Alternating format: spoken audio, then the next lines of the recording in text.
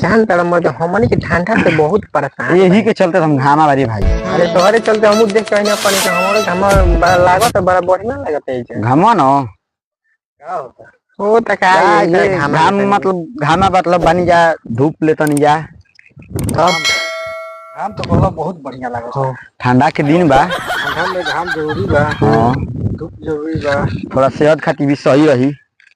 चलो घाम तो होता तो ठीक बा, घाम खा लेता दी। ठंडा में जब पूछ के जब चली बिना घास घाम वो साला ना लगेला, घाम में ना होला, घामे ना होला, घाम हो ना तो लागी कहां से बदरी से सूरज महाराज तो पाई रहला ना तेरे बुझा था कि कब तक की सब बदरिया देखा तड़ा यहाँ की लागी तो कहीं हां हां ना लेके अगर तू कैसे सही बा घाम बा ना हमन के तब भैया का बताओ जाता रहले। अब हमने के कुछ कहे लायक नहीं है, एकदम इतना स्थिति खराब है कि ना कहले कहाता ना सहले सहाता। बात ई बा ना कि देखो हमन के रियल में का बताओ जा, हमन के माई बाबू के तो तनिको चिंते नहीं खन कर के हमन के लइका के सोचाने नहीं छे कि लइका हमार का हो गेलसन कैसन हो गेलसन अब का करे के चाहिए। हमन के दोनों आदमी के बियाह नहीं के भइल फिर देखो ठंडी के मौसम है, अब हमन के एगो रोवत नहीं छे समझ ला।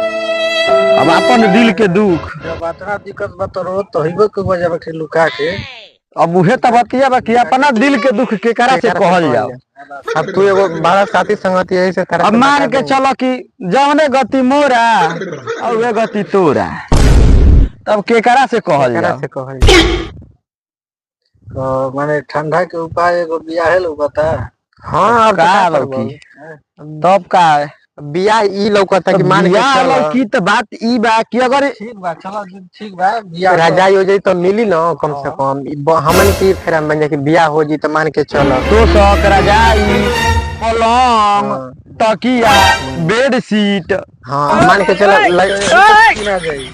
अरे तो मान के चलो कि मैं मिली ना दहेज में तो किनला दहेज के बात एगो अलग हो गईल आ किनला के बात एगो अलग हो गईल। हां तनी दो चार गो आदमियों देखियन तो कहे कि नारी मोर जी को ससुर देले हन आ ये तर त केहू देखे तो कहि के किनले ह। मान के चलो कि लड़की बियाह होई तो लड़की वाला दी ही मान के चलो सोफा दी कमल दी कूलर दी फ्रिज दी, मान के चलो ठंडी में आई तो कमल ओढ़ल जाई, कमल ओढ़ी तो उनकर लड़की ओढ़ी। हमनी से का हमनी के तो खाली हमर चावला से मतलब